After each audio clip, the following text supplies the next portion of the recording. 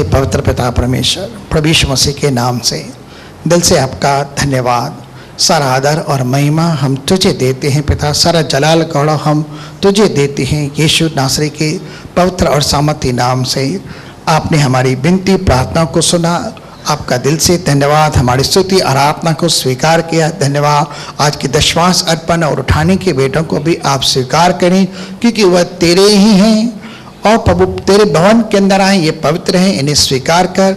और यीशु मसीह के नाम से तेरे राज्य के विस्तार के लिए, तेरे पवित्र लोगों की आवश्यकताओं को पूर्ण होने के लिए हम दुआ करते हैं कि इनका इस्तेमाल हो। और प्रभु यीशु मसीह के नाम से जिन्होंने जो कुछ भी दिया प्रभु उन्हें 100 गुना प्रतिफल दे, 1000 गुना बराबर दे, और महिमा के दंड के अनुसार जो मसीह यीशु में है प्रभु हर एक की कमी घटी को पूरा कर, और निर्धनता, कर्ज, मर्ज, ब्याज, बटे, कमजोरी, बीमारी के श्राप को पूरी तरह से तोड़कर तेरे लोगों से जहां धन बर्बाद होते हैं व्यर्थ वस्तुओं में, दवाई, गोली, टेस्ट रिपोर्ट, उन सब से आज़ाद करके, कर्ज, मर्ज, ब्याज, बटे, भारे से प्रभु तेरे लोगों को आज़ाद करते हुए तेरे लोगों को सत्य में धनाढ़ की आशीषों से भरपूर करके किसी की जेब में कोई कमी घटी न होने पाए। पिता, हम सब बातों के लिए तेरा धन्यवाद करते हैं। अब होने दे तेरे दास के ऊपर तेरी आत्मा का मस्सा और अभिषेक आनंद दे, और जब वो बातें करे हमसे, पवित्र आत्मा हम सबसे बातें करे, और तेरा शब्द हमारे जीवन के अंदर हमारे मनों को कायल करे, और प्रभु हम तेरे शब्द के द्वारा बुद्धि और समझ को प्राप्त करें, क्योंकि तेरे शब्दों में बुद्धि और समझ होती है, और तू हमें ज्ञान और प्रकाशन की आत्मा दे ताकि हम इनके ऊपर चित्त लगाने पाए। हम सब बातों के लिए तेरा धन्यवाद करते हैं, सारा आदर तुझे देते हैं प्रभु यीशु मसीह के पवित्र नाम से, आमीन। एक जोरदार ताली परमेश्वर की महिमा के लिए देंगे, और भाई हरेश गलानी का परमेश्वर की वेदी पर हम स्वागत करते हैं।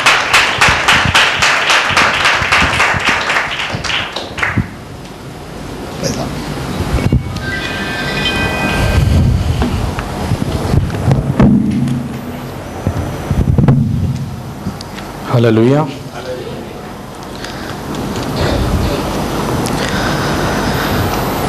इससे पहले कि हम आगे बढ़ें, मैं चाहता हूं कि जैसे प्रभु का आत्मा अगुवाई करता है, हम एक वचन पहले पढ़ते हैं प्रकाशित वाक्य में से ही।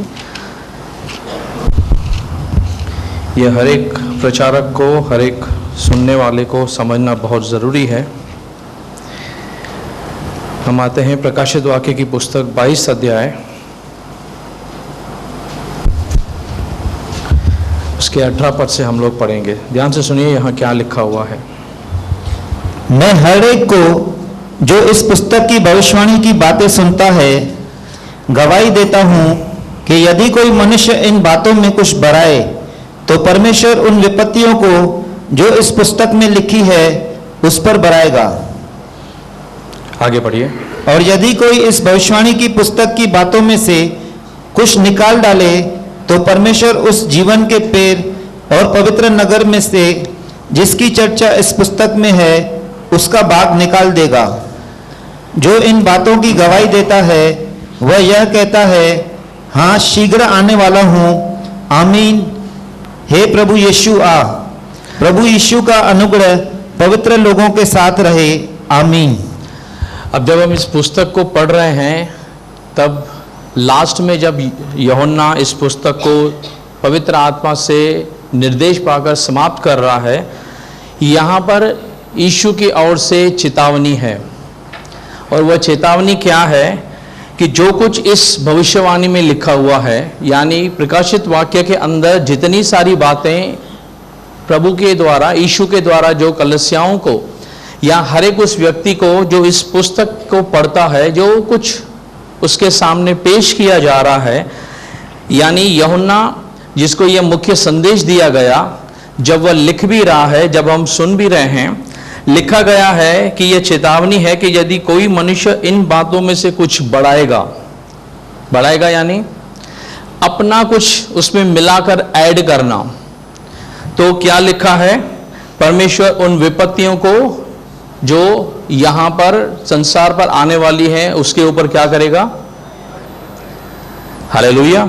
और यदि कुछ उसमें से घटाएगा, यानी कुछ ऐसी चीज है जो यहाँ पर लिखी गई है और उसको निकाल दिया गया, तो लिखा है कि जीवन के पुस्तक से क्या होगा, भविष्यवाणी की पुस्तक की बातों में से कुछ निकाल डालेगा तो परमेश्वर उस जीवन के पेड़ और पवित्र नगर में से जिसकी चर्चा इस पुस्तक में है उसका क्या निकाल देगा, तो इस बात को समझिए कि जब हम प्रकाशित वाक्य को पढ़ रहे हैं, मान लीजिए आपको पता हो कि कहीं पर ट्रांसफार्मर लगा हुआ है, वहां पर हाथ डालना 440 वोल्ट का झटका देगा, तो कितने जो लोग हैं बिना समझे बिना जाने उसके अंदर हाथ डालेंगे? आप डेयरिंग करेंगे? क्यों? क्योंकि पता नहीं, आप जानते हैं कि उसके साथ खेलना यानी धोखादायक हो सकता है। लेकिन उसी क्षेत्र को परमेश्वर का वचन कहता है कि इस पुस्तक के अंदर जो कुछ लिखा है या जो कुछ प्रचार किया जाता है, जो कुछ सिखाया जाता है, उसका सही और गलत जो है उसके बहुत सारे भयानक जो है परिणाम निकल सकते हैं। तो इस बात को समझिए कि जब हम इस वचन को पढ़ रहे हैं, जब हम इसको सीख रहे हैं, इसके अंदर से जितनी सारी बातें हैं। अब मुझे एक चीज बताइए कि जब कोई ट्रांसफार्मर को हाथ लगाएगा तो उसने पहले ट्रेनिंग ली होगी कि नहीं ली होगी? ली होगी, क्योंकि उसे पता है कि कहां पर जो जोखिम है, कहां पर कौन सी चीज कहां से तकलीफ दे सकती है। हालेलुया। तो इस चीज को हम समझते हैं कि जब हम आगे बढ़ रहे हैं, आप परमेश्वर के वचनों की ओर गौर से ध्यान दीजिए कि यहां पर कौन सी बातें की बारीकियां क्या हैं, क्योंकि प्रकाशित वाक्य हम दूसरी किताबों के समान नहीं पढ़ सकते हैं। हमें छोटी छोटी बारीकियों के पर नजर लगानी पड़ेगी कि परमेश्वर का आत्मा किस ओर इशारा करता है। क्योंकि यूहन्ना को जब यह पुस्तक दिया गया, उसे सिंबॉलिक फॉर्म में यानी साइंस में दर्शनों के रूप के अंदर यह पुस्तक दी गई है। हालेलुया।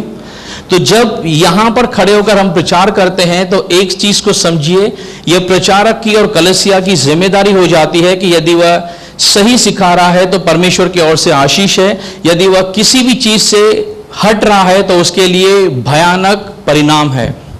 हालेलुया। तो इस चीज को समझते हुए कि हम क्या पढ़ रहे हैं, कैसे पढ़ रहे हैं, परमेश्वर का वचन क्या सिखा रहा है, जब आप परमेश्वर की ओर ध्यान केंद्रित करेंगे तो यह चीज समझना बहुत जरूरी है कि जैसे पहले उसे कहा गया कि जो चीजें दिखाई देता है और जो वर्तमान में बीत रहा है और जो इनके बाद होने वाली घटनाएं हैं उनको लिख ले।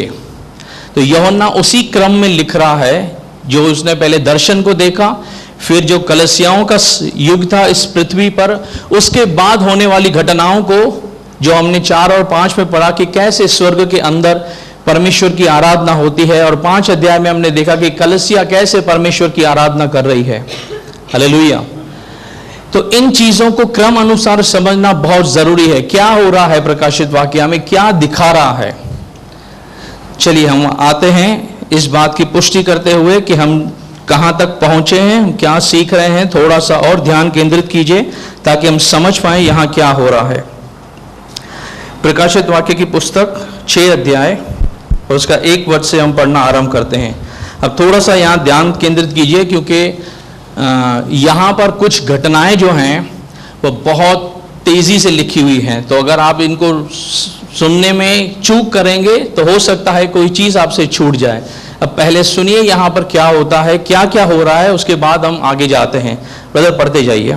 फिर मैंने देखा कि मेमने ने उन 7 मोहरों में से एक को खोला और उन चारों प्राणियों में से एक का गर्जन का सा शब्द सुन के आ, और मैंने दृष्टि की और देखो एक श्वेत घोड़ा है और उसका सवार धनुष लिए हुए हैं, और उसे एक मुकुट दिया गया और वह जय करता हुआ निकला कि और भी जय प्राप्त करे। अब यहां पर कुछ घटनाएं हो रही हैं। अगर ऐसे ही जैसे हम पढ़ रहे हैं, हो सकता है थोड़ा सा आपको समझना कठिन हो। हम इसको समझेंगे, लेकिन पहले पढ़ लेते हैं पूरा अध्याय में क्या हो रहा है, ताकि आपको पता चले कि कैसे 6 अध्याय यानी जब यीशु मोहरों को खोल रहा है क्या क्या हो रहा है। ठीक है, तो थोड़ा सा ध्यान दीजिए पहले, उसके बाद हम डिस्कस करते हैं कि क्या क्या लिखा हुआ है। आगे बढ़िए ब्रदर। और जब उसने दूसरी मोहर खोली तो मैंने दूसरे प्राणी को यह कहते सुना कि आ। फिर एक और घोड़ा निकला जो लाल रंग का था, उसके सवार को यह अधिकार दिया गया कि पृथ्वी पर से मेल उठा ले, ताकि लोग एक दूसरे को वध करे, और उसे एक बड़ी तलवार दी गई। और जब उसने तीसरी मोहर खोली तो मैंने तीसरे प्राणी को यह कहते सुना कि आ। और मैंने दृष्टि की और देखो एक काला घोड़ा है, और मैंने उन चारों प्राणियों के बीच में से एक शब्द यह कहते सुना कि दीनार का सेर भर गेहूं और दीनार का 3 सेर जव और तेल और दाखरस की हानि न करना। और जब उसने चौथी मोहर खोली तो मैंने चौथे प्राणी का शब्द यह कहते सुना कि आ। और मैंने दृष्टि की और देखो एक पीला सा घोड़ा है और उसके सवार का नाम मृत्यु है और अधर्लोक उसके पीछे पीछे है। और उन्हें पृथ्वी की 1/4 पर यह अधिकार दिया गया कि तलवार और अकाल और मरी और पृथ्वी के वन पशुओं के द्वारा लोगों को मार डाले। और जब उसने 5वीं मोहर खोली तो मैंने वेदी के नीचे उनके प्राणों को देखा जो परमेश्वर के वचन के कारण और उस गवाही के कारण जो उन्होंने दी थी वध किए गए थे।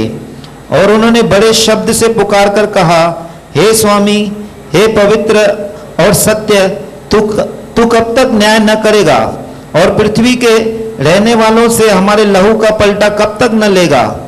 और उनमें से हर एक को श्वेत वस्त्र दिया गया और उनसे कहा गया कि और थोड़ी देर तक विश्राम करो, जब तक कि तुम्हारे संगी दास और भाई जो तुम्हारी नाई वध होने वाले हैं उनकी भी गिनती पूरी न हो ले। और जब उसने 6वीं मोहर खोली तो मैंने देखा कि एक बड़ा बंडल हुआ और सूर्य कंबल की नाई काला और पूरा चंद्रमा लहू का सा हो गया। और आकाश के तारे पृथ्वी पर ऐसे गिर पड़े जैसे बड़ी आंधी से हिलकर अंजीर के पेड़ में से कच्चे फल झड़ते हैं। और आकाश ऐसा सरक गया जैसा पत्र लपेटने से सरक जाता है। और हर एक पहाड़ और टापू और अपने अपने स्थान से टल गया। और पृथ्वी के राजा और प्रधान और सरदार और धनवान और सामर्थी लोग और हर एक दास और हर एक स्वतंत्र पहाड़ों की खोहों में और चट्टानों में जा छिपे और पहाड़ों और चट्टानों से कहने लगे कि हम पर गिर पड़ो और हमें उसके मुंह से जो सिंहासन पर बैठा है और मेमने के प्रकोप से छिपा लो, क्योंकि उनके प्रकोप का भयानक दिन आ पहुंचा है। अब कौन ठहर सकता है। हालेलुया।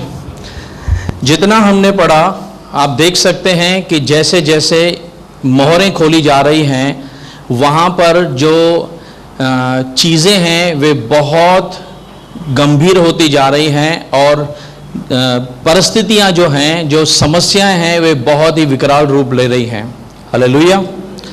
अब ये सब पृथ्वी पर होने वाली घटनाएं हैं करके मैंने आपको एक लास्ट टाइम क्लिप दिखाई थी कि 7 मोहरों से वह किताब बंद है। अगर प्रोजेक्शन टीम के पास वह रेडी होगी तो आप एक बार फिर से दिखा सकते हैं। अगर पिछली सप्ताह वाली पिक होगी कि कैसे वह किताब बंद है। हाँ, देखिए यह पुस्तक है जिसके ऊपर 7 मोहरें लगी हुई हैं। ध्यान से देखिए, इसके ऊपर एक किताब है, उसको मोहर किया गया है, फिर उसके ऊपर दूसरी किताब लपेटी गई है, फिर उसको मोहर किया गया है। ऐसे करके 7 किताबों के ऊपर 7 मोहरें लगाई गई हैं। हालेलुया। समझ रहे हैं बात को? चलिए हम वापस से आते हैं, हम शुरुआत करते हैं 6 का पहले में क्या लिखा गया है। फिर मैंने देखा कि मेमने ने उन 7 मोहरों में से एक को खोला। किसने खोला? मेमने में से। जब हम 5 अध्याय के अंदर थे हमने देखा था कि जब उस समय यीशु मसीह जब यह यूहन्ना दर्शन देख रहा था तब उस समय पूछा गया करके कि कौन है जो इस पुस्तक को खोलने के योग्य ठहरा है। तब कोई आगे नहीं आता है तो यह फूट फूट के रोने लगता है वहां पर।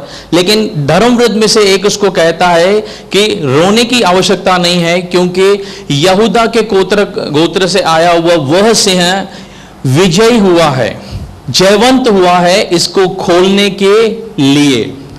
समझे? यहां लिखा है कौन खोल रहा है उसको? मेमना, यानी वही यहूदा गोत्र से आया हुआ जो सिंह है, जो दाऊद के घराने से आता है, जिसको यहूदा का सिंह करके दर्जा दिया गया है। मत्ती भी उसे इसी तरीके से प्रेजेंट करता है। वह सिंबॉलिक यानी दर्शन के रूप में वह देख रहा है कि मेमना, यूहन्ना इस बात की गवाही देता है बपतिस्मा दाता कि देखो ये जगत का मेमना है जो जगत के पाप को क्या करता है। ये परमेश्वर का मेमना है जो जगत के पाप हर जाता है। मेमना यूहन्ना को दिखाई पड़ता है वह आता है और वह क्या करता है, उस सील को खोलता है। अगले सप्ताह हमने देखा था कि किसी भी पत्र को खोलने का जो अधिकार है वह किसी न किसी घराने के व्यक्ति को होता है। वह कोई व्यक्ति भी, अगर मान लीजिए मेरे परिवार में से मैंने अगर कोई किसी के साथ एग्रीमेंट किया उस समय में और मोहर करके उसको बंद कर दिया, मैं नहीं रहा, तो मेरे घराने से जिसके साथ मेरा ब्लड रिलेशन होगा, अगर मैं कर्जदार हूं तो वह मेरे नाम से आकर मेरा कर्जा चुका सकता है, वह उस पेपर को खोलने के योग्य बन सकता है, जैसा रूत के समय बोआज ने किया था करके। तो आप समझिए इस बात को कि यहां पर यीशु के विषय में एक और गवाही दी जा रही है, क्योंकि यह परमेश्वर के द्वारा दिया गया पत्र है, उसके हाथ में था, उसको खोलने के लिए मेमना आगे आता है। यानी यह दिखाता है कि पिता के घराने से, यानी अपने पिता के साथ उसका रिलेशन क्या है। समझ रहे हैं बात को? इसका मतलब कि मेमना जो है वह स्वर्ग का अधिकारी है, वह जयवंत हुआ है और वह अब आ रहा है उस मोहर को खोलने के लिए। हालेलुया। लेकिन जैसे ही वह मोहर को खोलता है, यहां कुछ हो रहा है। पढ़िए आगे, ध्यान से सुनिए क्या हो रहा है। और उन चारों प्राणियों में से एक का गर्जन का सा शब्द सुना। अब चार प्राणी कौन हैं? अगर आपको पता होगा, हमने पढ़ा था कि ये चार प्राणी कौन हैं? जो चार करूब के समान दिखने वाले थे, जिनके बाहर और अंदर पंख थे करके, आंखें थी करके, 6 पंख थे। और यह जब भी कहते हैं कि पवित्र पवित्र पवित्र सेनाओं का परमेश्वर, धर्मव्रत उठते हैं और दंडवत करते हैं। और बाइबल बताती है कि वे बिना थके हुए परमेश्वर की आराधना करते हैं। हालेलुया। अगले सप्ताह हमने देखा था इसके विषय में। अब जैसे ही यह पहली मोहर खुलती है, वह पहला जो प्राणी है वह ऊंची आवाज में पुकार रहा है। कितने प्राणी हैं वहां पर? 4। उनमें से एक जोरदार आवाज से क्या पुकार रहा है? आ। यानी इस बात को समझिए कि उनके पास जो 4 प्राणी हैं, उनके पास भी परमेश्वर ने कुछ अधिकार देके रखा है कि जैसे वह मोहर खुलेगी वह कुछ करने के लिए कह रहा है। यानी सब कुछ किसके कंट्रोल में है? परमेश्वर के, यीशु के कंट्रोल में है। समझ रहे हैं बात को? यीशु ने जो प्लान किया है वह अब पूरा होने वाला है, वह एग्जीक्यूशन का टाइम आ चुका है। पृथ्वी को इस समय, सबसे भयानक समय देखने के लिए तैयार होना है। हालेलुया। एक वचन पढ़िए, पहला थिस्सलुनीयों उसका 1 अध्याय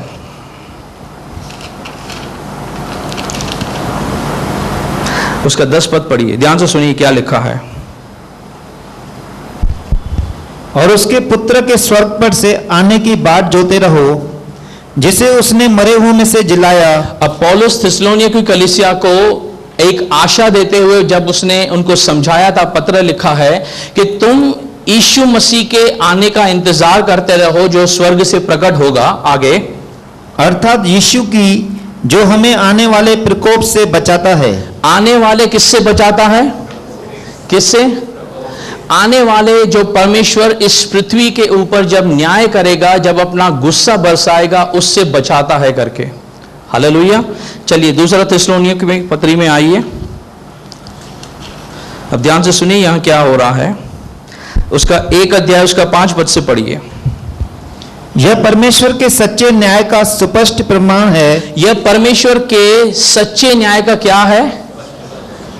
पूरी तरीके से एविडेंस है। पढ़िए। कि तुम परमेश्वर के राज्य के योग्य ठहरो, जिसके लिए तुम दुख भी उठाते हो। आप परमेश्वर के राज्य के लिए योग्य ठहरेंगे जब आप इस पृथ्वी पर यीशु मसीह के नाम को पकड़े रखने के लिए, अपनी धार्मिकता को बनाए रखने के लिए जब आप दुख सहते हैं। हालेलुया। इसीलिए आप यीशु का पीछा नहीं करते कि मेरी आवश्यकताएं पूरी हो रही हैं, मेरी आवश्यकता पूरी नहीं होगी तो मैं यीशु को अपना परमेश्वर नहीं मानूंगा, मेरी जरूरतें पूरी नहीं होंगी तो यीशु जो है वह उद्धारकर्ता नहीं है। इसीलिए नहीं, भले इस पृथ्वी के अंदर चीजें कैसी भी बनी रहें, लेकिन जिसने मुझे उद्धार दिया है, जिसने मुझे लहू से खरीदा है, आखिरी सांस तक चाहे परिस्थितियां मेरे सामने कैसी भी बनी रहें, मैं यीशु मसीह के अंदर जड़ से टिका रहूंगा। जब आप उसके लिए सताए जाते हैं, जब आप उसके लिए दुख सहते हैं, तब यह सब जो आपने किया है परमेश्वर आपको एक रिवॉर्ड दे रहा है। पढ़िए इसको। क्योंकि परमेश्वर के निकट यह न्याय है कि जो तुम कलेश देते हैं उन्हें बदले में कलेश दे। जो तुमको दुख देते हैं उन्हें बदले में क्या दे? दुख दे। हालेलुया। चलिए, अब कोई आपसे सवाल करेगा, बाइबल कहती है जो तुम्हें कलेश देते हैं उनके लिए क्या करो? क्या करो? तो फिर यह कौन सा परमेश्वर है जिसका पौलुस प्रचार करता है कि भाई जो तुम्हें सताते हैं परमेश्वर बदले में उन्हें दुख देगा? हालेलुया। पौलुस बता रहा है उस समय के बारे में जब परमेश्वर अनुग्रह को समाप्त कर देगा, जब अनुग्रह का समय हटाया जाएगा, और उस समय जब परमेश्वर रुका रहा और लोगों ने उसको नजरअंदाज किया, और उसके बाद यह पृथ्वी जो है वह बिना अनुग्रह का समय देखेगी। कि जब परमेश्वर ने, मैं रुका था, मैं खड़ा हूं, अनुग्रह दे रहा हूं कि तुम्हारे कर्मों के बिना तुम्हें धार्मिकता मिल सकती है, और केवल यीशु मसीह को विश्वास करने के द्वारा नया जीवन मिल सकता है। पवित्र आत्मा जब इस पृथ्वी पर है कि मन फिराने के लिए और यीशु मसीह के पास ले आने के लिए, उस समय तक हर एक वह व्यक्ति जो हमें आज्ञा दी गई है कि तुम, यदि कोई तुम्हें सताता है उसके लिए प्रार्थना करो। क्योंकि इब्रानियों का लेखक कहता है पलटा लेना मेरा काम है, यानी यीशु मसीह का काम है। 10 अध्याय में लिखता है और मैं पलटा दूंगा, यानी मैं क्या करूंगा?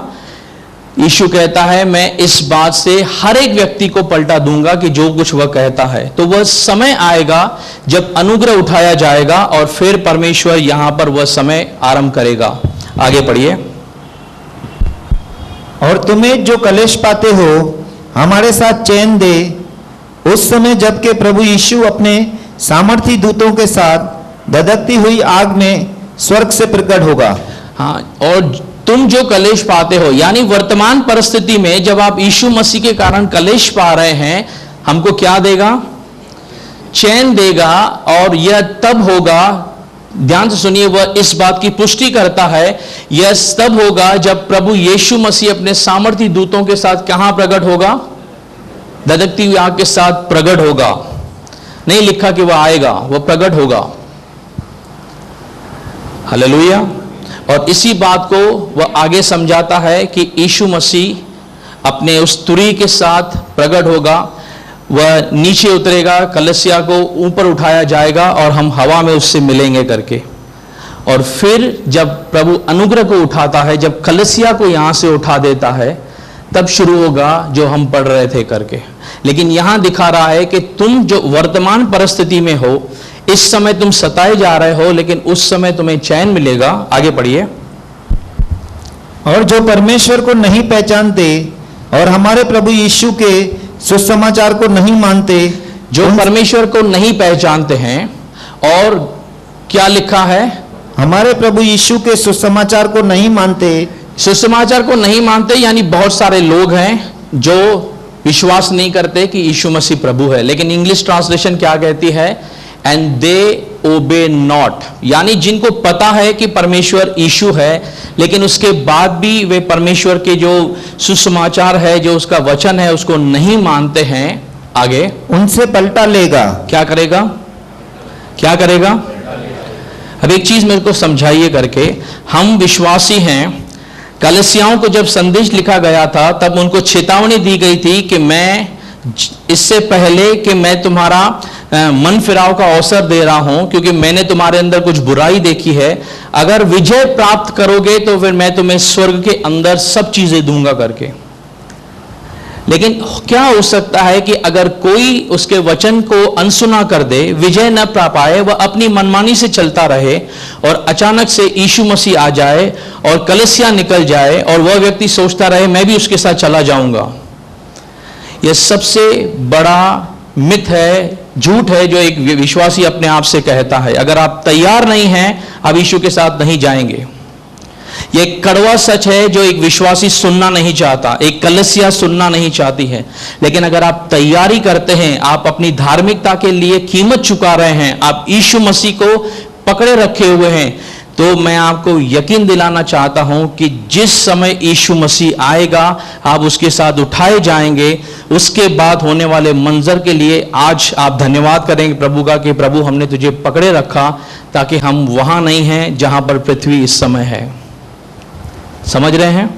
यीशु को पकड़ने के लिए आज आपको कीमत चुकानी है, लेकिन रिवॉर्ड आपको उससे कहीं ज्यादा यीशु बढ़ा देगा। उसको पकड़ के रखिए। चाहे आपके पास आपकी परिस्थिति कितना भी दबाव बनाए, हो सकता है शैतान आपको किसी भी रूप से चैलेंज कर सकता है। आप माली रूप से कहीं पर असमंजस में हो, आर्थिक मंदी हो, कहीं पर हेल्थ इश्यूज हो, कहीं पर कोई व्यक्ति निराश हो, हताश हो, या कहीं पर कोई कमी घटी हो, आपके अंदर फाइनेंस की कमी हो, भोजन वस्तु की कमी हो, लेकिन प्रभु से प्रार्थना करते रहिए। बाइबल में लिखा है वह अपने महिमा के धन से हमारी आवश्यकताओं को पूरा करता है। परमेश्वर को पकड़ के रखिए। इस समय के अंदर याद रखिए, यीशु मसीह ने मुझे और आपको जो कुछ दिया वो मुफ्त में दिया, लेकिन यीशु ने अपने चेलों को, जब वे गतसमनी बाग में थे, उसने कहा जागते रहो, प्रार्थना करते रहो। वे लोग नींद में थे, खुमार में थे। यीशु उनसे कहता है तुम थोड़ी समय मेरे साथ जाग नहीं सकते हो? यह समय है जब हमें जागना है, जब हमारी आंखें परमेश्वर की ओर लगी होनी चाहिए। यह समय है जब पृथ्वी के ऊपर हमें यहां पर अपने लिए तैयारी करनी है। आप दूसरे विश्वासी को छोड़ दीजिए, हो सकता है दूसरा विश्वासी कैसी दशा में जी रहा है। आने वाले समय में यीशु मसीह को आने में 1 साल देरी हो जाए, 6 महीने बाद उसने अपना जीवन सुधार लिया, हो सकता है वह परमेश्वर के साथ फिर से अपना जीवन बना लेता है, वह स्वर्ग चला जाएगा। लेकिन मैं और आप उस विश्वासी को देखते हुए अगर सोचते हैं कि नहीं वैसा ही जीवन हम जिएंगे, तो मेरा जीवन अगर नहीं बदला, इसलिए यीशु चेतावनी देता है। मुझे एक सवाल का जवाब दीजिएगा। नूह ने जहाज बनाया, लेकिन क्या जहाज बनाने के द्वारा नूह बचाया गया? जहाज के द्वारा बचा? आप ट्रेन के सामने बैठे हैं, आप पूरा दिन प्लेटफॉर्म पे बैठे रहिए, आप कहीं पर पहुंचेंगे? नूह, परमेश्वर ने कहा यहां से उठो, जहाज में चला जा। नूह इतनी सिर्फ आज्ञा नहीं मानता, क्या होता? बचाया जाता। 100 साल उसने मेहनत की, लेकिन उसकी छोटी सी गलती उसको कितनी भारी पड़ती। वैसे ही आज आप मसीह में इतने सालों से हो सकता है मेहनत कर रहे हो, आप प्रभु के साथ में बैठ रहे हो, लेकिन अंतिम पड़ाव में छोटी छोटी जो चीजें हैं, छोटी छोटी, जैसे लिखा है लुमड़ियां दांत की बाड़ी को बिगाड़ देती हैं, छोटी छोटी क्या होती है, लापरवाहियां जो हैं, हो सकता है एक विकराल रूप ले सकती हैं। इसीलिए आज अपने विश्वास को चेक कीजिए। हो सकता है कहीं पर हम हिलोड़े खाते हों, परमेश्वर से प्रार्थना कीजिए। मैं बार बार एक ही चीज आपके सामने इन सभाओं में लेके आता हूं। हो सकता है आपके जीवन में कई समस्याएं हो, स्ट्रगल हो, लेकिन आज भी परमेश्वर का आत्मा यहां उपलब्ध है हमें तैयार करने के लिए। टीचर उपलब्ध है यहां पर हमें सिखाने के लिए, हमें तैयार करने के लिए। तो उसका फायदा उठाइए। वचन उपलब्ध है, परमेश्वर उपलब्ध है, तब आप अपने आप में मजबूत बनिए। मुझे एक छोटा सा एग्जाम्पल के द्वारा आपको समझाने दीजिए। आप सब्जी लेकर आते हैं घर में, और महंगे से महंगी सब्जी लेकर आते हैं, लेकिन आप बनाते नहीं है उसको, तो तैयार कैसे होगी? या नीचे से आंच नहीं जलाते हैं, कैसे पकेगी वह? वैसे ही हमें अपने विश्वास को चेक करना है कि मेरा विश्वास हर एक स्टेप से परमेश्वर के पास सिद्ध हो रहा है कि नहीं हो रहा है। मेरा आत्मिक जीवन परमेश्वर के पास हर एक स्टेप से होता हुआ सिद्धता की ओर जा रहा है कि नहीं, या मैं अपनी नजरों में धर्मी बन के बैठा हूं कि हाँ मैंने विश्वास किया है, बस यीशु आएगा मैं चला जाऊंगा। 10 कुंवारियों में से 10 के पास ये आशा थी कि हम दूल्हे के साथ जाएंगे। आप उनसे इंटरव्यू लेते थे, आने से पहले 10 की 10 इस बात की गवाही देती, हम तैयार हैं, हम यीशु के साथ जाएंगे, अपने दूल्हे के साथ जाएंगे। कितनी गई? 5 को तब पता चला जब उसके आने में देरी होने लगी और उनका तेल समाप्त होने लगा। उनको पता नहीं था पहले। इसीलिए परमेश्वर का आत्मा उदाहरण के द्वारा समझाना चाहता है कि पता नहीं कौन सी चीज हमें किस समय जरूरत पड़ जाए। इसीलिए ना वचन का हमारे अंदर अभाव हो, ना पवित्र आत्मा का मेरे और आपके अंदर अभाव हो।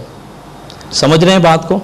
इसीलिए जब आप अपने लिए प्रार्थना कीजिए और अपने प्रियजनों के लिए प्रार्थना कीजिए कि कहीं पर भी शैतान जो है वह किसी को भी झिंझोड़ने न पाए, डराने न पाए, गिराने न पाए।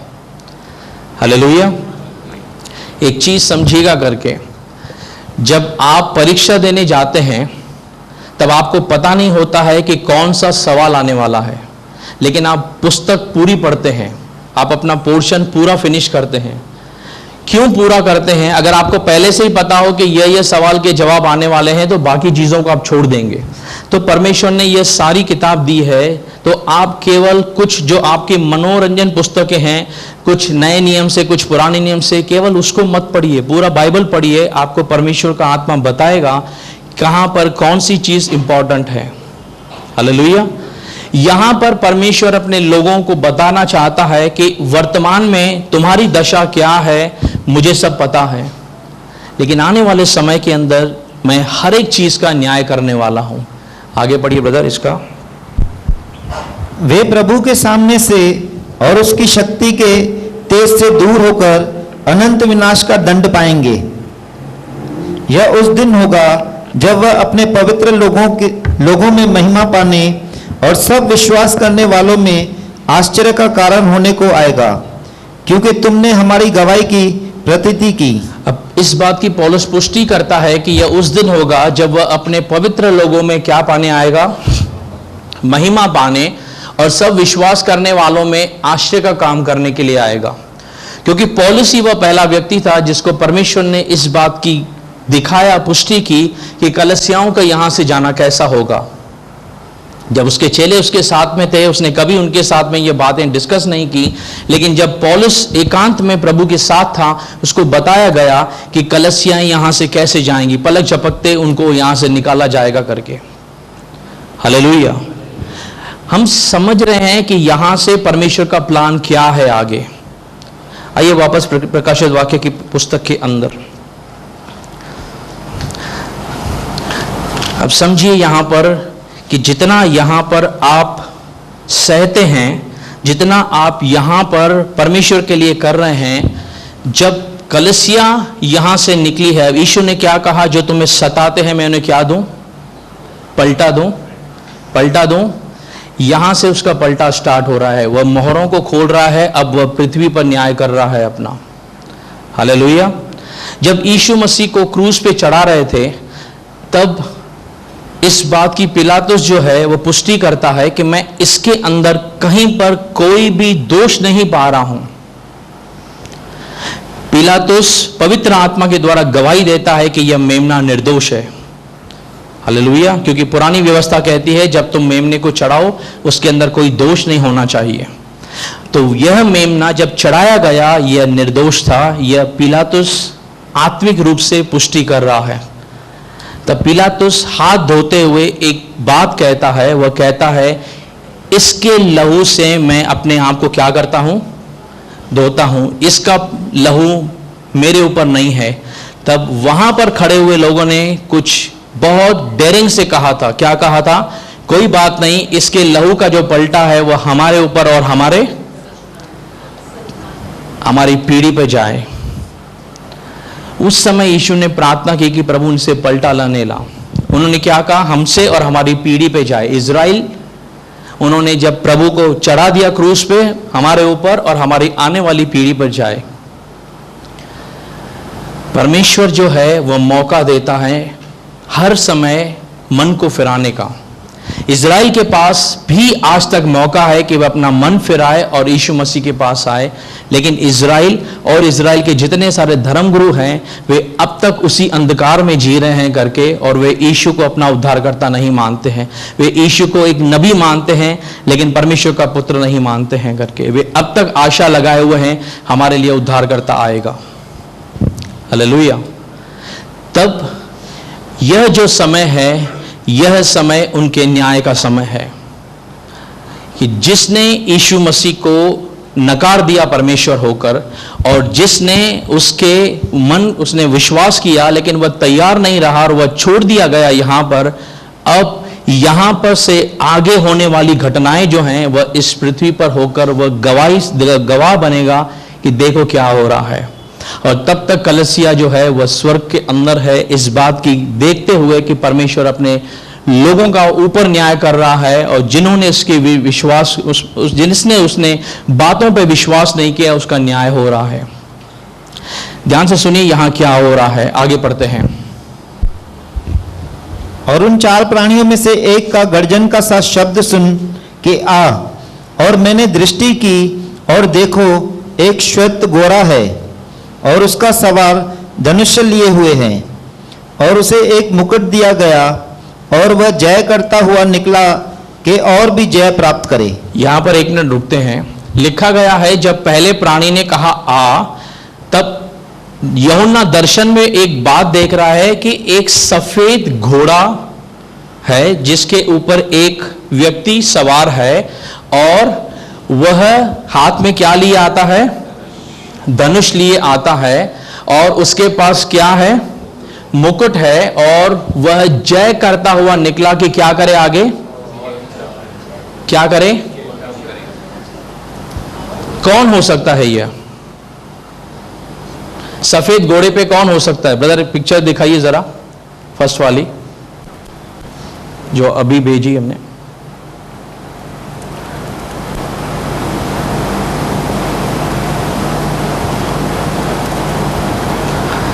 यह सफेद घोड़े पे सवार है, उसके सर पे मुकुट है और उसके हाथ में क्या है?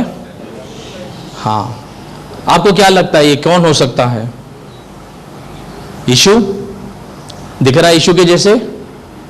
भाई कुछ बोलेंगे तो समझेगा कि हाँ या ना। यीशु लग रहा है, लेकिन ये यीशु नहीं है। जानते हैं क्यों? जानते हैं क्यों? क्योंकि यीशु मसीह जो है, बाइबल बताती है कि जब वह इज़राइल के पास आएगा, क्योंकि यह अपने आप को सवार पे, यह है मसीह विरोधी जो आ रहा है, जो इज़राइल के पास आ रहा है, जो इस सारे संसार के पास आ रहा है। और यह क्यों सफेद घोड़े पे सवार है? जानते हैं सफेद कलर किसका प्रतीक होता है? शांति का प्रतीक होता है।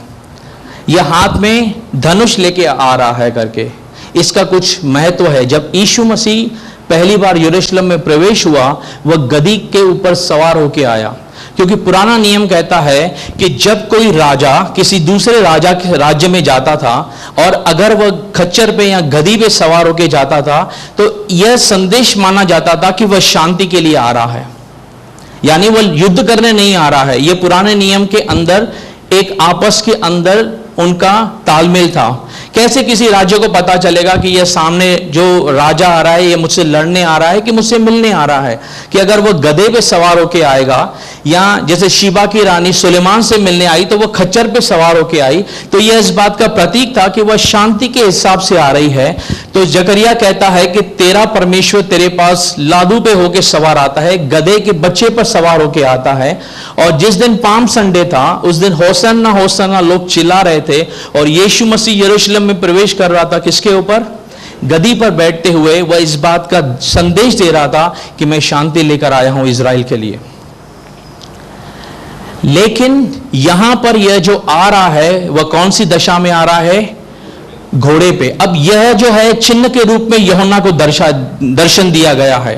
तो यह एक मैसेज दे रहा है, परमेश्वर यूहन्ना के द्वारा एक संदेश दे रहा है कि जो तू देख रहा है वो मैं नहीं हूं, क्योंकि यह किस पे सवार है? घोड़े पे।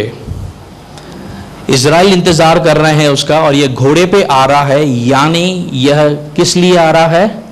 युद्ध करने के लिए आ रहा है। और इसके हाथ में क्या है? हालेलुया।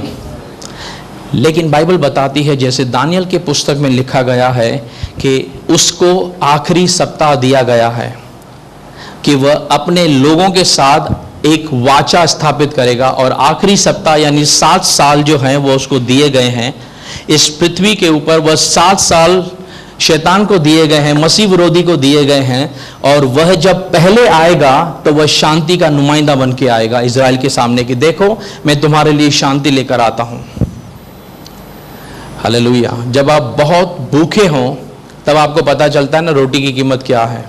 जब आपका पेट भरा है तो आपके पास उत्तम से उत्तम रोटी भी आप नहीं खाएंगे। तब जब शांति वह लेकर आएगा, इसका मतलब वहां पर बहुत सारी अशांति पहले होनी चाहिए। समझ रहे हैं?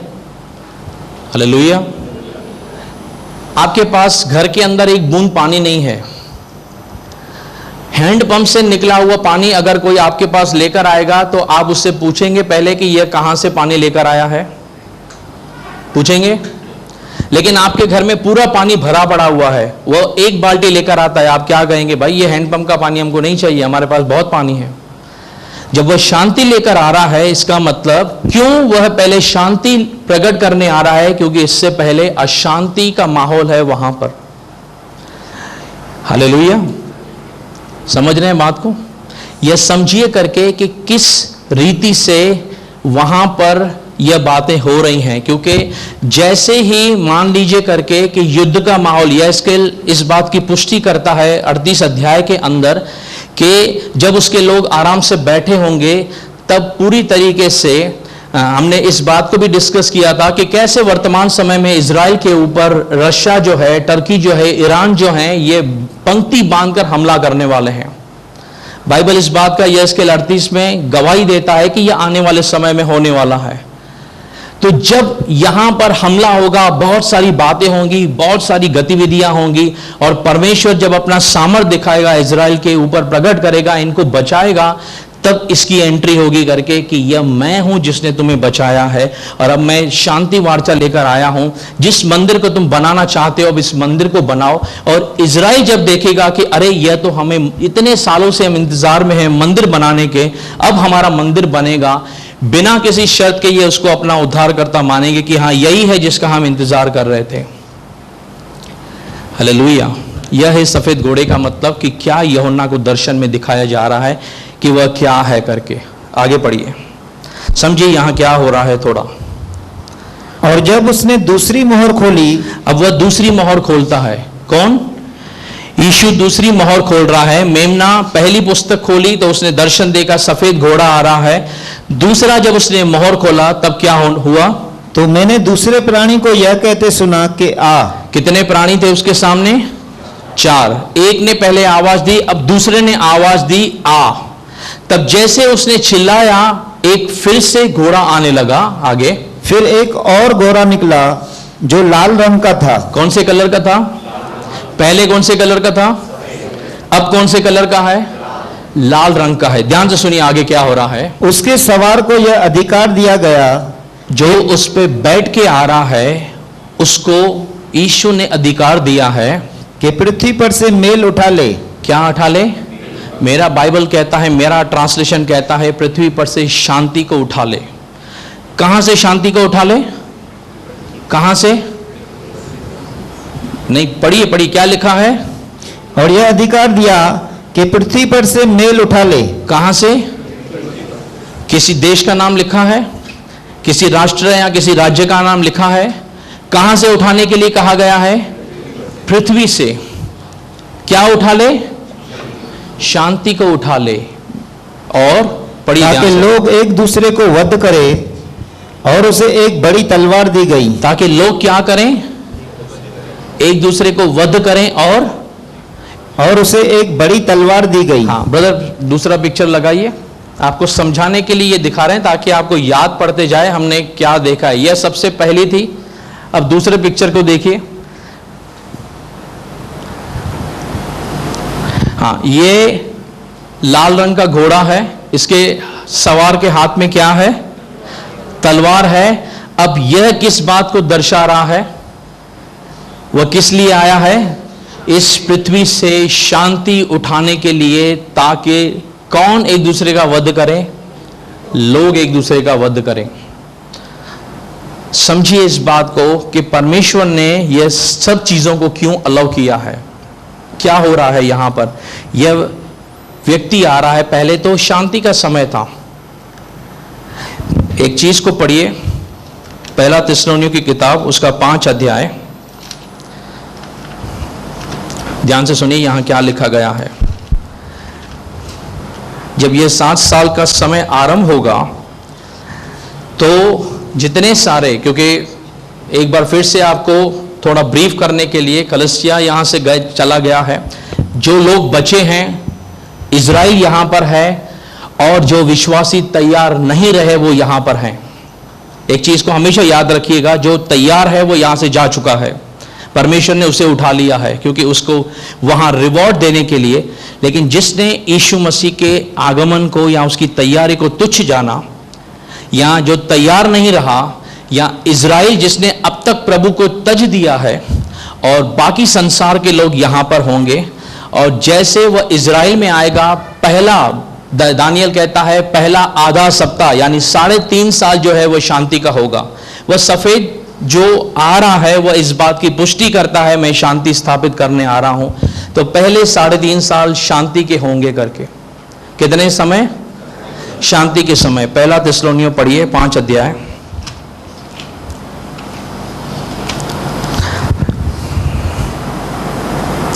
3 अध्याय से पढ़िए, ध्यान से सुनिए। पौलुस इस बात की पुष्टि करता है। जब लोग कहते होंगे कि कुशल है और कुछ भय नहीं, जब वह सोचेंगे हमारा मसीहा हमारे सामने आया है, इजरायली सोचेंगे कि हम जिसकी बात जो रहे थे हमारे सामने अब मसीहा खड़ा है, लेकिन वह मसीहा नहीं होगा और उनको शांति दिखाई देगी उनके नगर के अंदर, तब तो उन पर एकाएक विनाश आ पड़ेगा।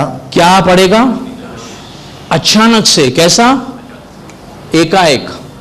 वो उनको पता भी नहीं है कहां से आ रहा है आगे। जिस प्रकार गर्भवती पर पीड़ा और वे किसी रीति से बचेंगे। जिस प्रकार गर्भवती की पीड़ा शुरू होती है वे बचेंगे नहीं करके। अब वापस आइए इस पुस्तक में, हमने जहां छोड़ा था, जैसे ये लाल घोड़ा आ रहा है, इस बात को समझिए, इसको क्या अधिकार दिया गया है। 4 पद पढ़िए। फिर एक और घोड़ा निकला जो लाल रंग का था, उसके सवार को यह अधिकार दिया गया कि पृथ्वी पर से मेल उठा ले, ताकि लोग एक दूसरे को वध करें, और उसे एक बड़ी तलवार दी गई। उसे एक तलवार दी गई, और यह चिन्ह में स्वर्गदूत जो स्वर्ग में यूहन्ना दर्शन देख रहा है कि पृथ्वी पर यीशु मसीह क्या कर रहा है। वह अधिकार दे रहा है कि जाओ, मैं तुम्हें अधिकार देता हूं। और वहां से जो लोग हैं वे अशांत माहौल में हैं। और मत्ती 24 अध्याय में इस बात की पुष्टि गई है, तब एक राष्ट्र दूसरे राष्ट्र पे चढ़ाई करेगा करके तुम लड़ाइयों की खबरें सुनोगे। लोग आपस में भिड़ेंगे और तलवारें चलेंगी, और क्या होगा? बड़ा सा क्या होगा? बहुत सारे लोग मारे जाएंगे। लड़ाइयां जो होती हैं वे कभी भी फायदा नहीं पहुंचाती किसको। लड़ाइयां जो हैं वे नुकसान का काम लेकर आती हैं। समझ रहे हैं बात को? आगे पढ़िए थोड़ा सा। और जब उसने तीसरी मुहर खोली तो मैंने तीसरे प्राणी को यह कहते सुना कि आ, और मैंने दृष्टि की और देखो एक काला घोड़ा है। और मैंने उन चारों प्राणियों के बीच में से एक शब्द यह कहते सुना। उसके वह काला घोड़ा है, उसके सवार के हाथ में एक तराजू है। क्या है? मेरा अनुवाद कहता है उसके हाथ में एक तराजू है। और उसके बाद उसको क्या बोला गया? पढ़िए। और मैंने उन चारों प्राणियों के बीच में से एक शब्द यह कहते सुना। अब फिर चारों प्राणियों में से एक फिर से पुकार रहा है कि दीनार का सेर भर गेहूं और दीनार का 3 सेर जव और तेल और दाखरस की हानि न करना। यानी वो भोजन सामग्री को लेकर वह कहता है कि थोड़ा थोड़ा जो रख दिया है उसको कुछ हानि न करना करके। तब तक तीसरा पिक्चर लगाइए। एक चीज को समझिए, जब लड़ाइयां होती हैं, जब बहुत सारे लोग मारे जाते हैं, तब क्या हो जाता है, कहीं पर भी जो चीजें हैं ना वे सामान्य नहीं रहती हैं। अचानक से चीजों का अभाव होने लगता है, अनाज नहीं मिलता है, चीजें महंगी होनी चालू हो जाती हैं करके। यह इस बात को प्रकट कर रहा है दर्शन के रूप में। यह यूहन्ना को प्रभु दिखा रहा है कि उस समय जो खाने पीने की वस्तुएं हैं वे इतनी महंगी हो जाएंगी करके कि शायद अभाव होगा चीजों का यहां पर, और लोग जो हैं वे यहां पर बड़े ही परेशानी वाले माहौल में होंगे। क्योंकि अगर आप मत्ती 24 में पढ़ेंगे वहां भी लिखा है कि उस समय अकाल पड़ेगा वहां पर। और अकाल क्या होता है? कमी घड़ी दर्शाता है। जब यहां पर किसी चीज का अभाव होगा, लोगों के पास खाने को नहीं होगा, बाहर लड़ाइयां चल रही हैं, आप इमेजिन कीजिए सिचुएशन कैसी होगी? अच्छी होगी? और हमने क्या पढ़ा? यह पीड़ा, जैसे गर्भवती को पीड़ा होती है तब पहले उसकी पीड़ा स्टार्ट होती है, लेकिन वह बहुत बढ़ते बढ़ते आगे बढ़ती है। तो जब यह समय चालू होगा इस पृथ्वी पर, ऐसा नहीं है कि बस थोड़ा सा कठिन समय देखा और लोग, जैसे जैसे यह आगे बढ़ रहा है, यह जो सारी समस्याएं हैं यह उग्र रूप धारण कर रही हैं। एक यहां पर रहने वाले लोग जो हैं वे उसको सह पाएं, यह बहुत कठिन है करके इसी अध्याय में हम पढ़ेंगे आगे। चलिए, उस समय खाने पीने की किल्लतें हैं, बहुत सारी परेशानियां हैं। आगे, और जब उसने चौथी मोहर खोली तो मैंने चौथे प्राणी का शब्द यह कहते सुना कि आ, और मैंने दृष्टि की और देखो एक पीला का सा घोड़ा है और उसके सवार का नाम मृत्यु है और अधर्लोक उसके पीछे पीछे है, और उन्हें पृथ्वी की 1/4 पर यह अधिकार दिया गया कि तलवार और अकाल और मरी और पृथ्वी के वन पशुओं के द्वारा लोगों को मार डाले। अब यहां पर चौथा जब घोड़ा आता है वह पीला रंग का है, उसके सवार का नाम क्या है? मृत्यु। क्या है? हाँ, वह जब आ रहा है उसे क्या अधिकार दिया गया है? और बाइबल कहती है कि अधोलोक उसके पीछे पीछे है, उन्हें पृथ्वी के 1/4 पर यह अधिकार दिया गया है। ध्यान से सुनिएगा इस शब्द को, कि उन्हें तलवार से, अकाल से, महामारी से और पृथ्वी के वन पशुओं से यानी जंगली जानवरों से क्या करें? मार डालें। कितने को? 1/4। 1/4 क्या होता है? 1/4। 1/4 किसका? 1/4 इंडिया की पॉपुलेशन का, वर्ल्ड की पॉपुलेशन का। अब एक चीज थोड़ा समझिए, वर्तमान समय में पृथ्वी की इस समय आज के दिन पॉपुलेशन कितनी है? करीबन 800 करोड़। बराबर? बताइए अपने पड़ोसी को 800 करोड़। कितना? 800 करोड़।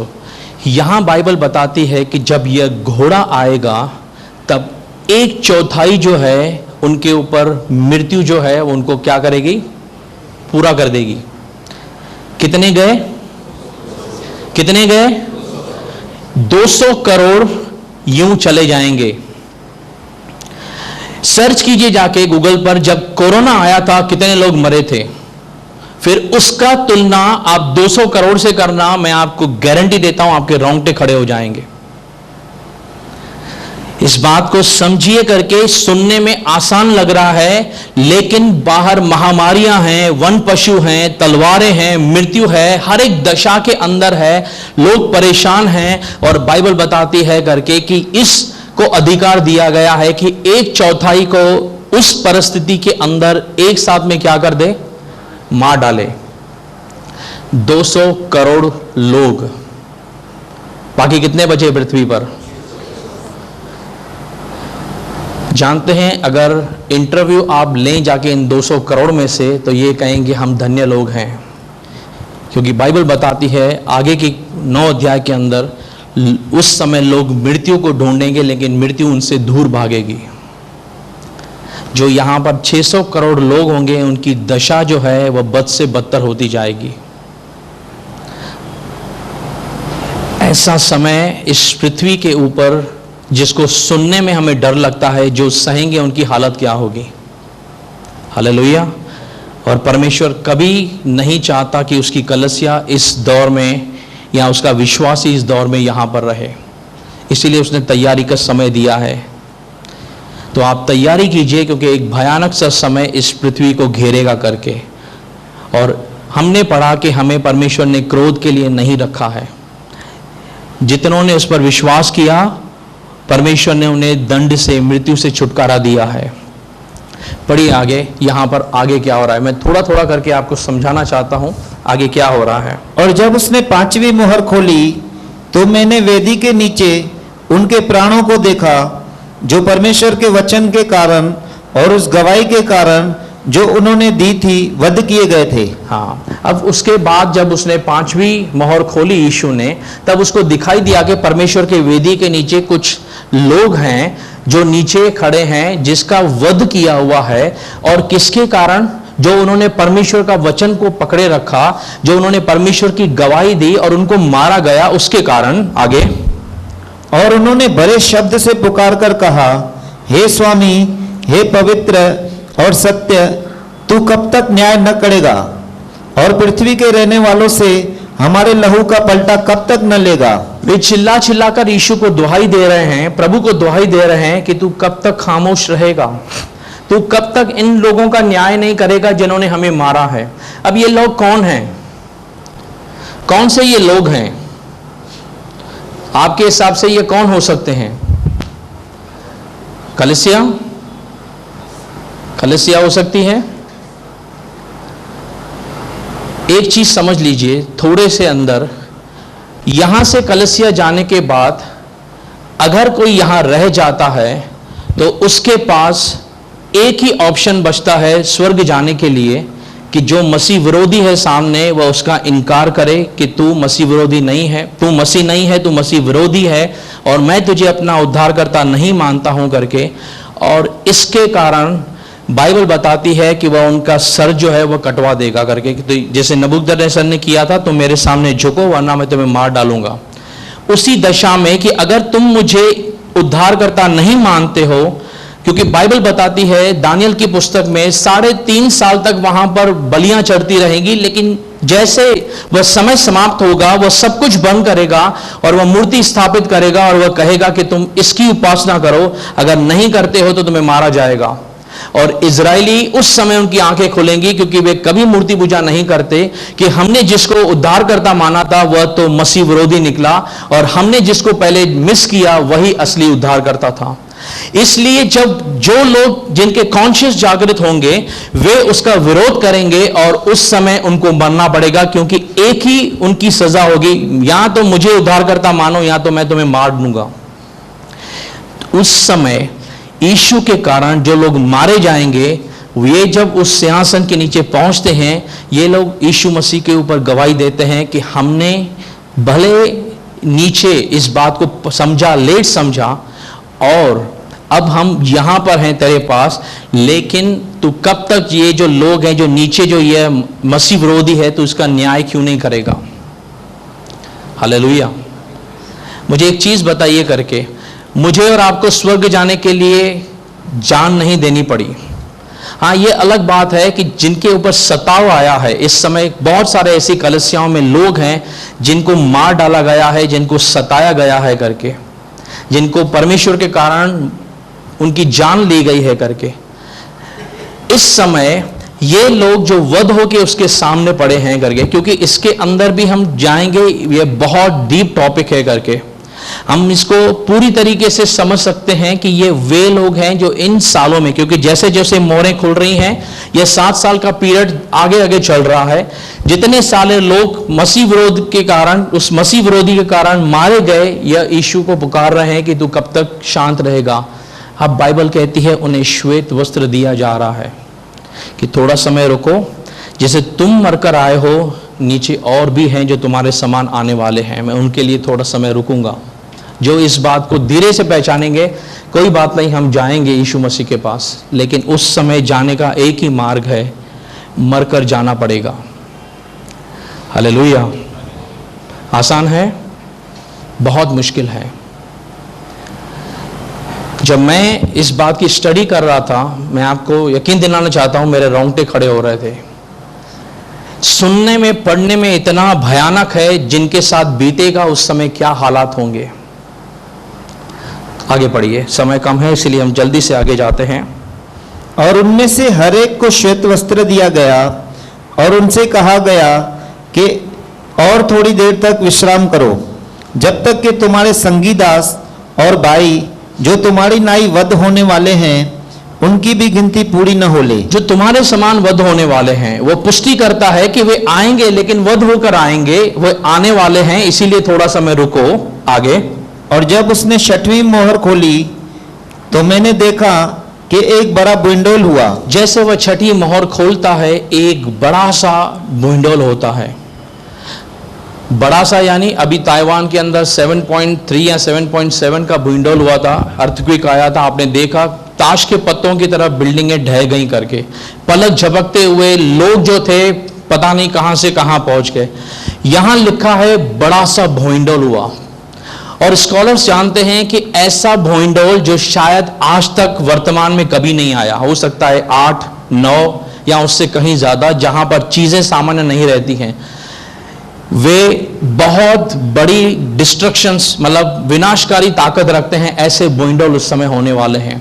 अब क्यों हो सकता है कि न्यूक्लियर पावर यूज किया जाए, क्योंकि वर्ल्ड आज तक इतना अशांत है। हो सकता है उस समय देश एक दूसरे से लड़ते समय उन चीजों का इस्तेमाल करें, तब यह जो चीजें हैं वे बड़ा सा विकराल रूप लाएंगी और पृथ्वी को कंपाएंगी करके। हालेलुया, आगे पढ़िए। और सूर्य कंबल की नाई काला और पूरा चंद्रमा लहू का सा हो गया, और आकाश के तारे पृथ्वी पर ऐसे गिर पड़े जैसे बड़ी आंधी से हिलकर अंजीर के पेड़ में से कच्चे फल झड़ते हैं। अब एक चीज को समझिए कि यह यूहन्ना गवाही दे रहा है कि मैं स्वर्ग से दर्शन देख रहा हूं कि जैसे जैसे हो रहा है आकाश के तारे कहां गिर पड़े, पृथ्वी पे गिर पड़े। तो इन चीजों को समझिए कि जब ऐसी पृथ्वी पे हालात होंगे, पृथ्वी कौन सी दशा में होगी? अच्छी दशा में तो नहीं होगी। भयानक दशा में कहें तो वह भी छोटा शब्द है, आप शब्दों में बयान नहीं कर सकते पृथ्वी की हालत क्या होगी उस समय। आगे।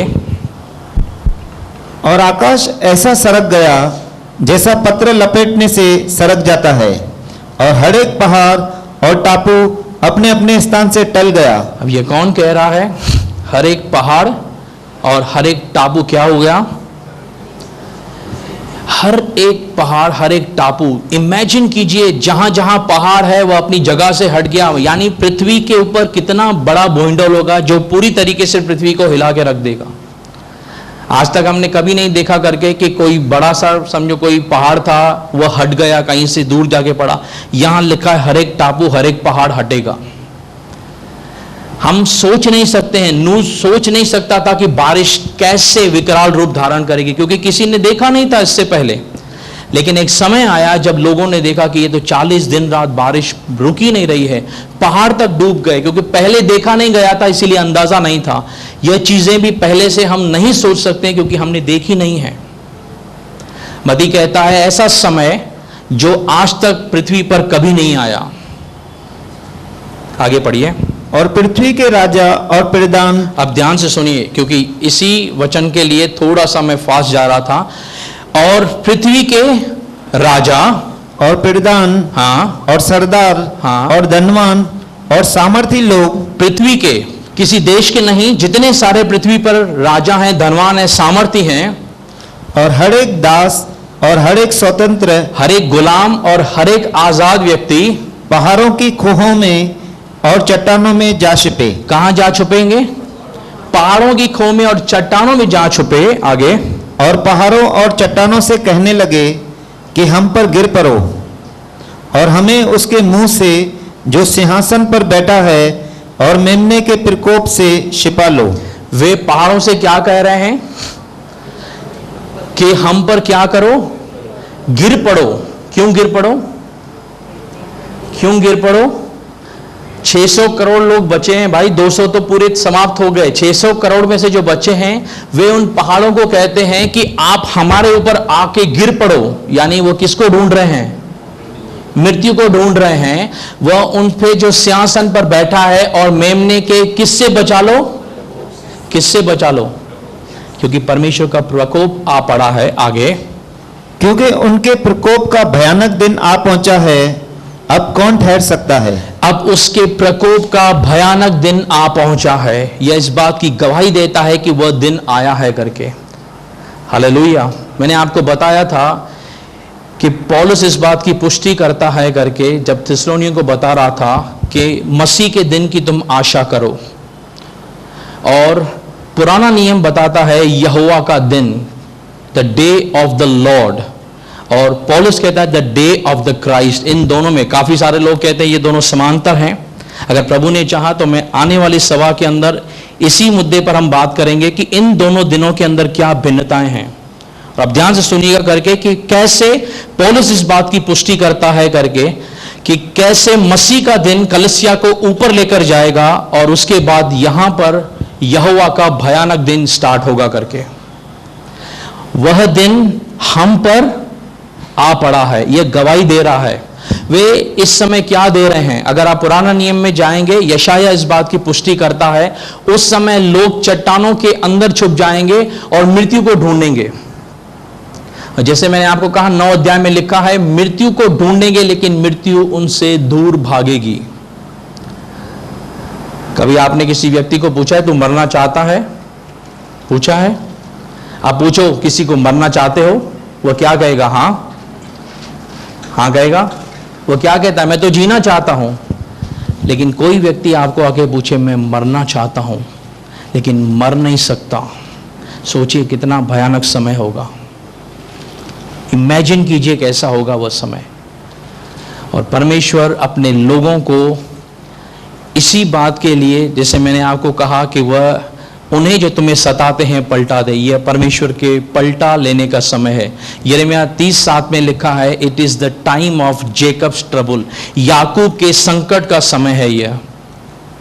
तो हम समझते हैं इस बात में कि जब हम यहां पर हैं, यह पृथ्वी कौन सी और अगर आप यह सुन के थोड़ा सा अगर आप ठहर गए हैं ना, तो यहां पर रुकिएगा, क्योंकि यह अभी स्टार्ट हो रहा है।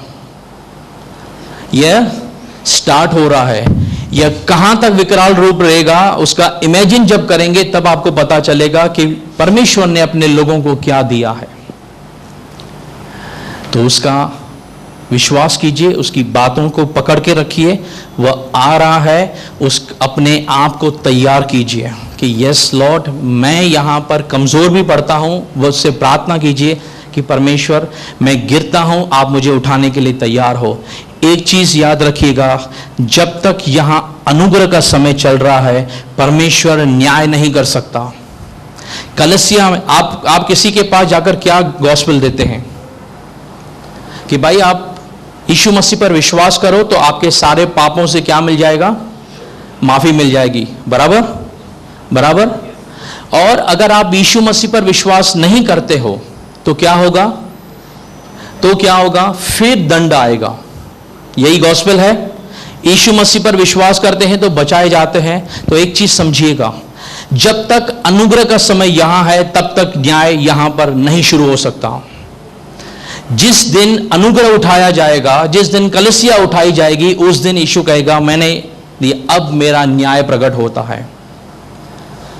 तो जब तक कलीसिया यहाँ है, जब तक उसका आत्मा हमारे साथ यहाँ कार्य करता है, इस बात को समझिए कि मेरे पास कौन सा बड़ा मौका है, आपके पास कौन सा बड़ा मौका है, यहाँ से चलने का तैयारी कीजिए।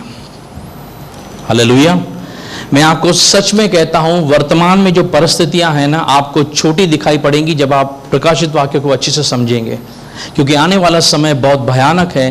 तो आज जो छोटी छोटी चीजें आपको तकलीफ दे रही हैं ना, या कोई भी समझो आपको संसार में कलेश होता है, आपको लगेगा ये तो हमारे लिए कुछ भी नहीं है। अपने परमेश्वर के पास विश्वास के द्वारा, क्योंकि हमने पढ़ा था 5 अध्याय में, जितनी सारी हम प्रार्थनाएं करते हैं वो उसके सामने प्रकट होती हैं। आमीन। तो विश्वास कीजिए, जो हम प्रार्थनाएं कर रहे हैं हमारा परमेश्वर सुनता है।